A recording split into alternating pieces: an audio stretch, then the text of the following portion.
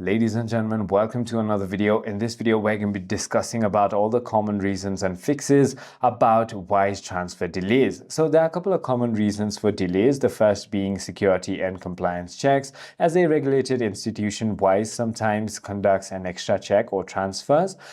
This may also require identity verification or proof of the source of funding. There might also be different banking processing times. Even if Wise processes the payment, your bank might take time to send the money, or the recipient's bank might take time to accept it. If there are weekends and public holidays, you might be facing those kind of problems as well. And if you have entered incorrect recipient details like mismatched name, wrong account number, or incorrect IBAN SWIFT codes, it can also cause the recipient's bank to reject the payment. In order to fix it, firstly, check your email and app notification, or you could also wait for bank processing. And finally, try to contact your bank. If the money has not left your bank account, check with them to see if it is pending or rejected. I hope this video clarifies everything for you. If you have further more queries, feel free to comment down below, and I'll see you on the next one.